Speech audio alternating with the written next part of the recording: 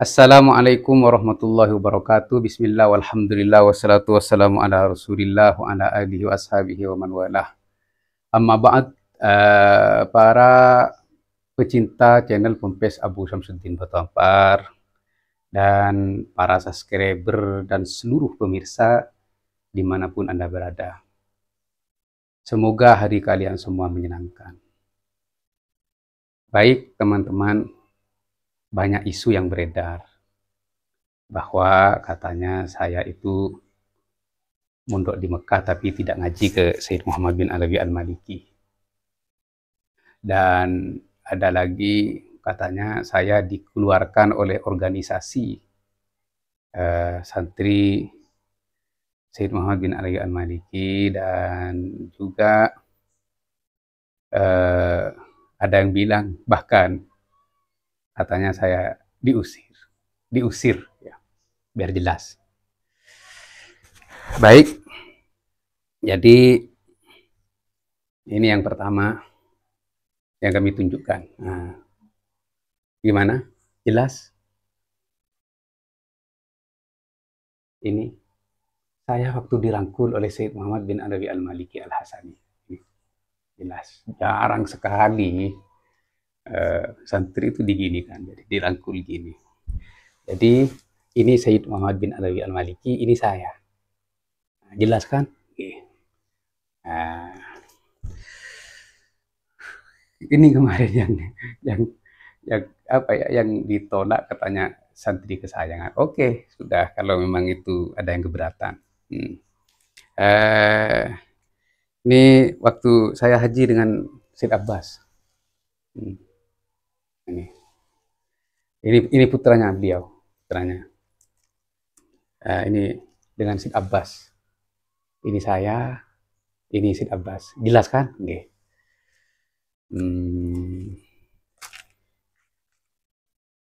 Terus baik, biar jadi apa ya? Biar jadi bukti. Ini di depan Qoah Majelis Pengajian Syed Muhammad bin Alawi Al-Maliki. Jadi banyak kenangan-kenangan di foto ini, jadi harus saya keluarkan ya. Ini lagi ini di Qoah, tempat mengajarnya beliau. Terus, nah, ini teman-teman sekelasku. Ini teman-teman sekelasku. Ini waktu hataman kitab, kalau nggak salah Alfiyah. Ini Burhan Hisham dari Jakarta. Ini Ubaid Al-Idrus. Ini Ubaid Al-Idrus dari Bangil. Ini Alfian Ba'abud. Ini Gus Abdul Rauf. Ini sekelas. Ini Ustadz Bilal. Ustadz Bilal ini. Ini saya, ini yang noleh ke samping, ini saya.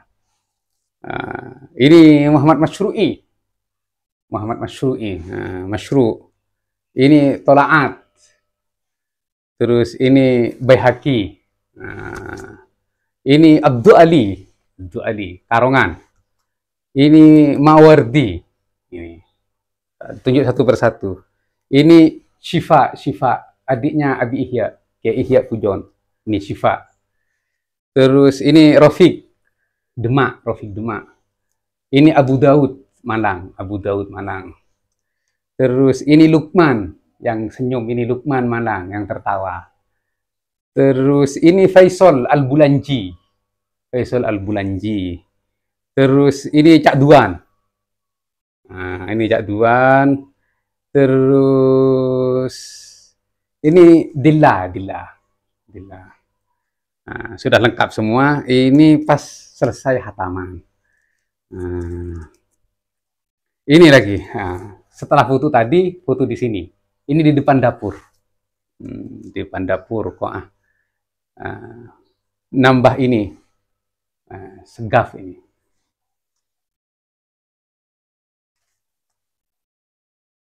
Nah, ini Majid, Milo. Ini adik kelas, Melo ini. Ini sahabat saya, adik kelas juga, Ali Habsyi, kakaknya wali kota Probolinggo.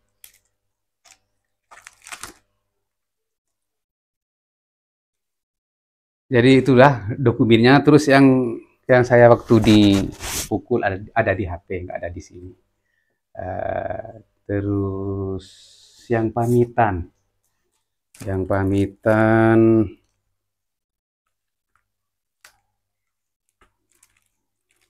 waktu pamitan ada. Sebentar ya. Kalau katanya kan diusir, masa kalau diusir dibikinkan acara sama Syed Abbas kan. Saya pulang 2005, Sayyid Muhammad meninggal 2004.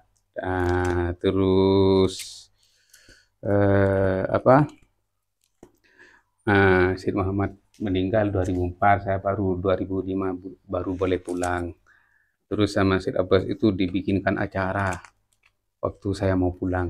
Saya pulang itu bertiga, saya, Abdul Ali, Lukman. Namun terbangnya ya duluan saya, tapi pamitnya bareng, terus apa? Pamitnya bareng dan dibikinkan acara oleh Syed Abbas juga bareng. Dibikinkan acara itu bareng. Kami bertiga yang dibikinkan acara. Terus setelah itu dibikinkan acara, mana fotonya ya? Apa di sini?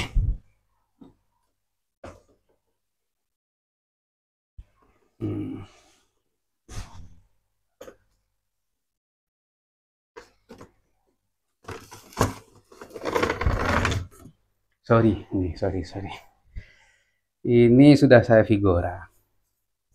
Nah, ini Abdul Ali, sudah dikalungi surban. Abdul Ali. Nih. Terus ini saya mau persiapan dikalungi sorban hijau. Tapi pas waktu saya dikalungi itu di figura ada di rumahnya Ubi. Nih, mohon maaf, kotor, nggak ada tisu. Ini Said Ahmad hadir di acara selamatan kami pulang. Ini Said Ahmad, terus ini Mudir Solatiyah yang berewoknya tebal. Nah, jadi Said Ahmad hadir, teman-teman. Ini saya, ini Du Ali.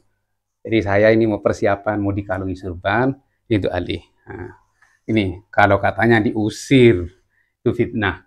Iya. Jadi pulang pun diadakan syukuran sama Syed Abbas. Pulangnya kami bertiga. Nah, ini saya mau terbang. Ini saya. Ini Syed Abbas. Melepas saya dari dalamnya. Oke. Aneh ini, ke Jeddah kurang 1 jam. Padahal pesawat harus 2 jam minimal, harus standby di Jeddah. Jadi kurang 1 jam saya baru dilepas sama Syed Abbas. Tapi Syed Abbas orangnya luar biasa. Nggak terasa sudah nyampe Jeddah. Jadi ini ya sudah clear ya. Sekarang kan banyak yang memfitnah kalau saya itu bukan di Syed Muhammad dan bukan ngaji di Syed Muhammad. Saya memang dulu daftarnya sama Du Adi, satu pesawat, satu proses, satu izin masuk ke Syed Muhammad bin Alawi Al-Maliki, diterima.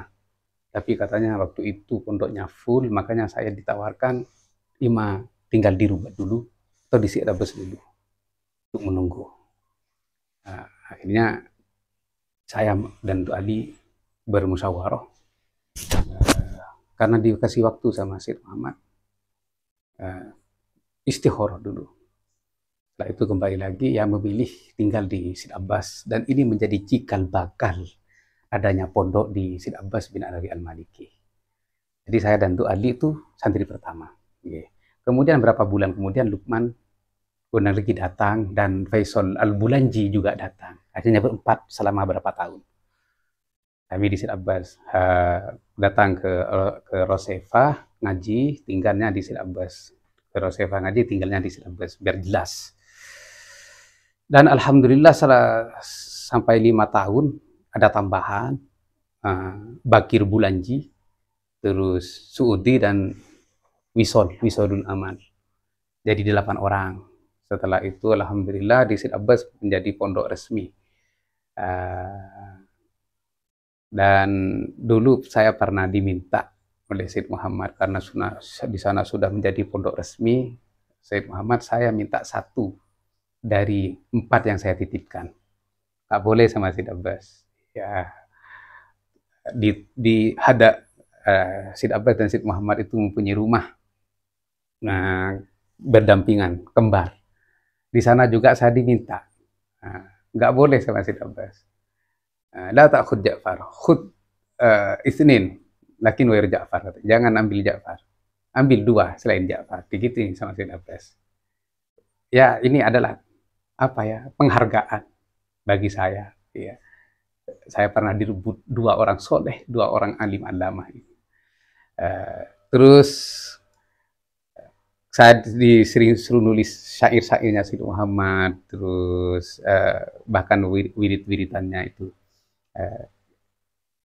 Siapa? Japara, Mundiri Japara, putranya Ki Johori yang sering ngasih ini, suruh tulis sama Abu ya. Dan saya pernah disuruh nulis foto-fotonya Abu Syed Muhammad di Masya Allah. Dari kecil, ini penghargaan bagi saya. Foto-fotonya Syed Muhammad dari kecil sampai beliau sampai saya di sana, itu foto-fotonya Syed Muhammad. Dan beliau pernah duduk di sini di pangkuan saya, dan beliau pernah menyuapin saya, banyak saksinya di Masya Allah itu waktu itu. Dan beliau pernah memakai kacamata saya. Saya malu kan kok suka kacamata saya dipakai itu di Koah. Di Koah. Jadi setelah dia pakai, dia noleh ke kanan ke kiri. Akhirnya noleh ke saya, nadhari wa nadharok sawa. Allah, pandanganku dan pandanganmu sama. Allah, penghargaan yang luar biasa. Air mata keluar tanpa terasa. Kemudian dikembalikan. Saya museumkan itu. Kacamata itu ada di rumah lama. Biru kacamatanya itu. Ini yang pernah dipakai oleh Syed Muhammad bin Ali Al-Maliki Al-Hasani. Terus banyak mungkin belum saya sempat ceritakan sekarang. Kemarin saya banyak yang ngecam, ya banyak yang telepon juga. Kenapa harus Maimun Al-Qaddah?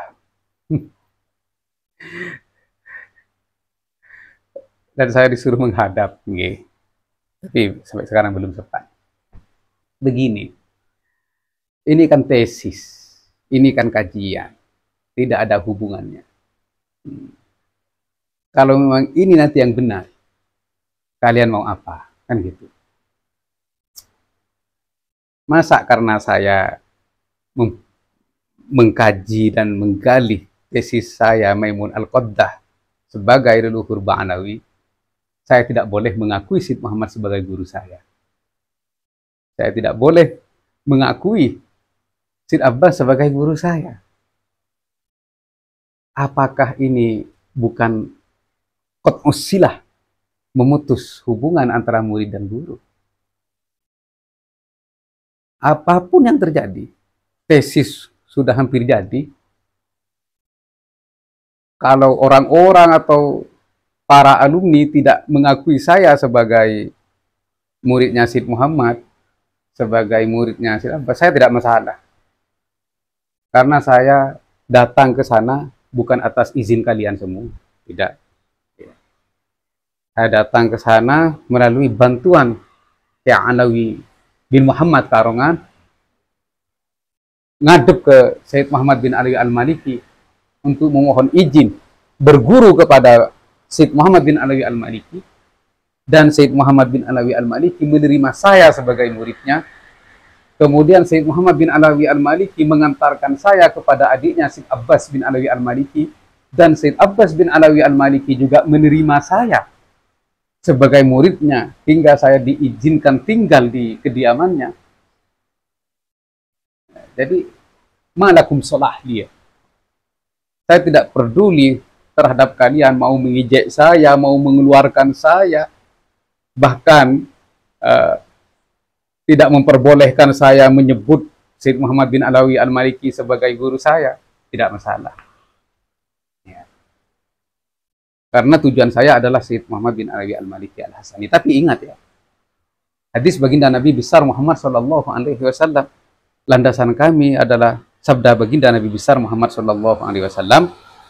Hadis yang diceritakan oleh Imam Tirmidzi dalam kitab sahihnya. Nabi bersabda, innal ulama warasatul anbiya. Innal ulama'a warasatul anbiya. Bahwa sesungguhnya ulama itu adalah pewaris-pewaris para anbiya. Wa innal anbiya lam yuwarrisu dinaron wala dirhaman. Anbiya tidak mewariskan dinar dan dirham. Apa yang diwariskan? Ilmu. Syed Muhammad sudah mewariskan ilmunya kepada saya.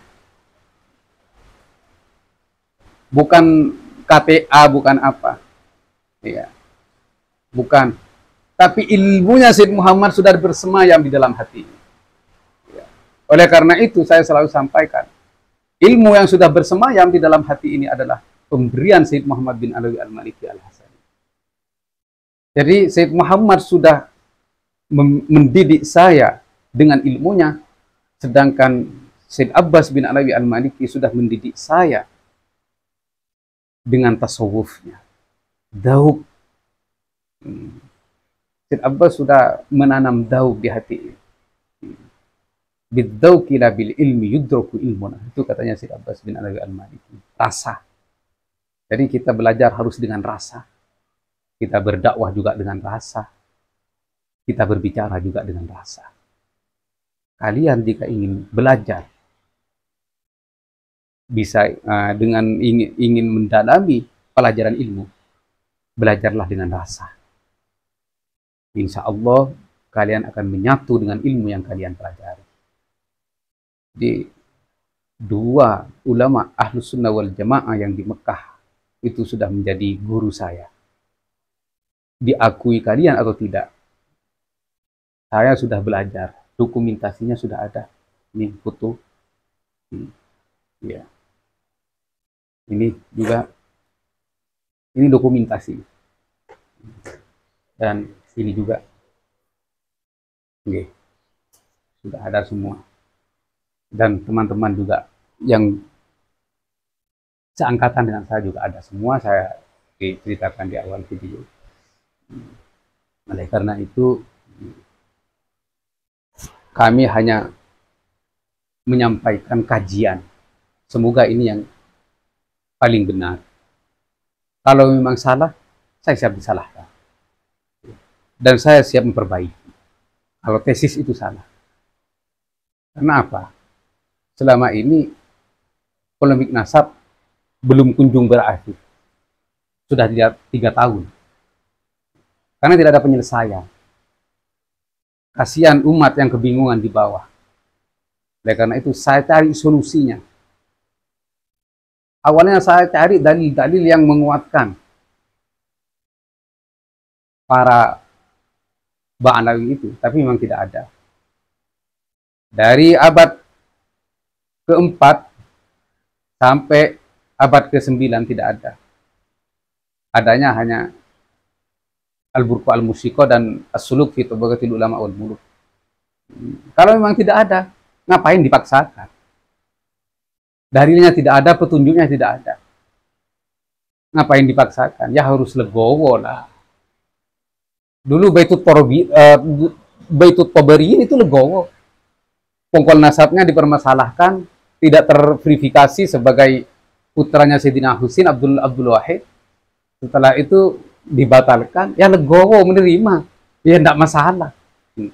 Dan tidak bertengkar, tidak harus bertengkar. Ya karena kalau memang tidak ada terus mau diadakan, berarti kan kadzab, pendusta. Innama yaftaril kadzibal ladzina la ya'lamun. Orang yang pembohong, pendusta, la yu'minun, itu tidak beriman kepada Allah Subhanahu wa taala. Kalau kita mendusta dalam agama, apalagi ini tentang baginda Nabi.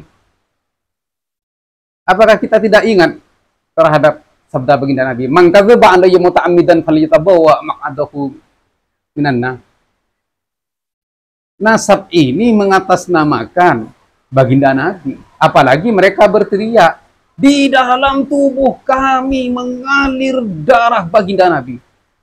Benar enggak darah baginda Nabi mengalir di dalam tubuh mereka? Ya kalau tidak benar ya bilang tidak benar dong.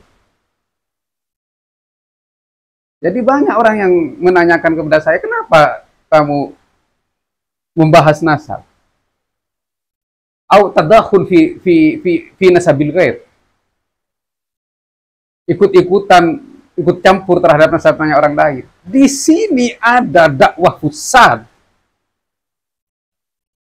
yang mengatasnamakan darah baginda Nabi besar Muhammad sallallahu alaihi wasallam di dalam dirinya dan menganjing-anjingkan para kiai, membabi-babikan para kiai, para ulama. Tidak sadar bahwa luhumul ulama masmumah. Daging-daging para ulama yang kamu anjing-anjingkan, yang kamu babi-babikan itu beracun.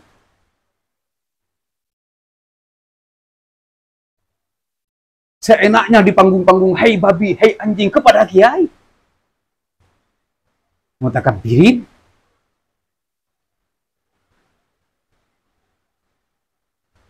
Inna Allah la yuhibbu man kana mukhtalan fakhura. Allah tidak senang terhadap orang-orang yang mutakabbir, berbangga diri, menepuk dadanya. Di dalam jiwa kami, di dalam badan kami ada darah Rasulullah sallallahu alaihi wasallam yang mengalir. Pembohong.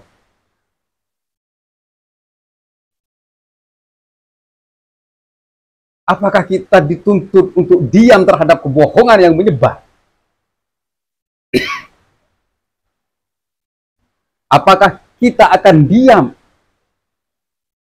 terhadap kebohongan dengan nama agama, bahkan dengan nama Rasulullah Sallallahu Alaihi Wasallam yang sudah menyebar, menghegemoni akidah umat, bahkan agamanya, bahkan nabinya?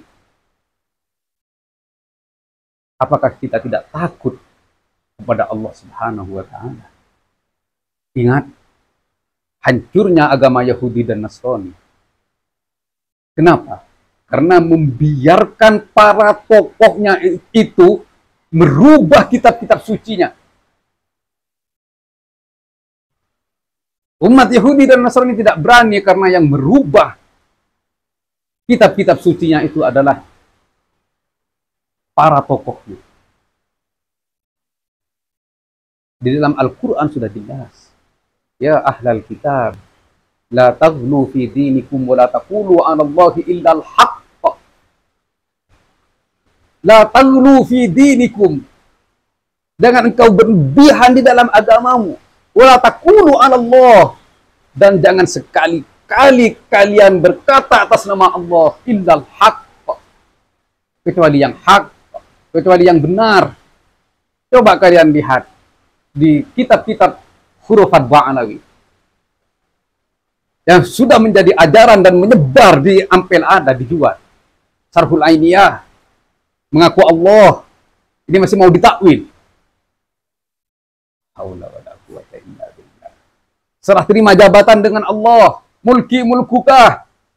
Itu bohong apa itu benar? Itu merusak akidah apa tidak? Subhanallah. Yang hak harus disampaikan dengan hak. Yang salah harus diberitahukan bahwa itu salah. Ini tujuan kami. Demi Allah dan demi utusan Allah. Demi Allah dan demi Rasulullah. Dan demi kebenaran. Yang sudah dititipkan oleh Allah Subhanahu wa ta'ala kepada baginda Nabi besar Muhammad sallallahu alaihi wasallam dalam bingkai risalahnya. Jangan kalian para kiai-kiai semua Diam kalau akidahnya sudah diobok-obok. Kalau tauhidnya sudah diobok-obok. Jangan diam. Jangan-jangan nanti kita sama dengan orang-orang Yahudi yang membiarkan inhiraf, yang membiarkan perubahan terhadap kitabnya. Itu.